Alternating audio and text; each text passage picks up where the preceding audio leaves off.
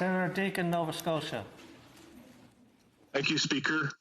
Honourable Senators, the infilling of Halifax Harbour has produced new land for shopping areas, condominium complexes, and container terminals.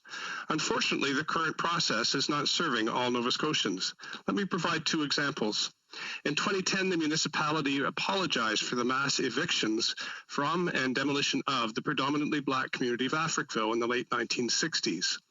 The municipality, with the province and federal support, also helped establish and fund the Africville Heritage Trust and rebuilt Africville's church.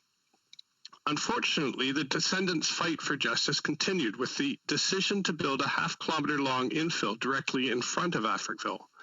The current process is described as infill first, consult second. The large infill now blocking Africville's historic view of the Bedford Basin has recently become the focus of a land swap discussion involving the municipality, Port Authority, and Africville Heritage Trust, and I'm very hopeful that an amicable resolution will be found. But increasingly, single-family homeowners have noted that they too can obtain a permit to infill the harbour in front of their water lots simply by applying to Transport Canada under the Canadian Navigable Waters Act.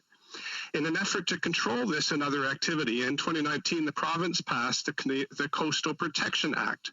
However, the legislation and regulations are not expected to come into force for another year. It's not clear yet whether the act will apply to all water lots as well. As a result, there's currently no way for either the municipality or the province to stop an infill project once Transport Canada issues a permit, and that permission is rarely withheld.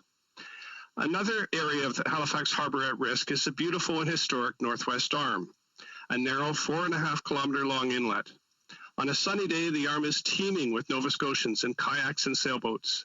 There is both recreational and commercial fishing, with half of one lobster fisher's catch coming from traps in front of the Arm's water lots.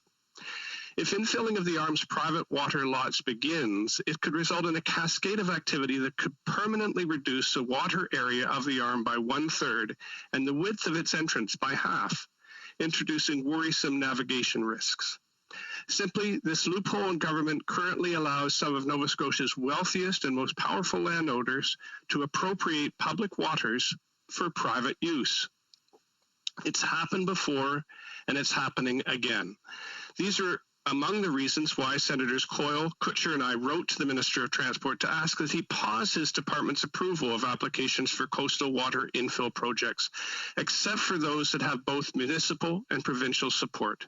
This will provide the opportunity and arguably the responsibility to engage all stakeholders under an appropriate process.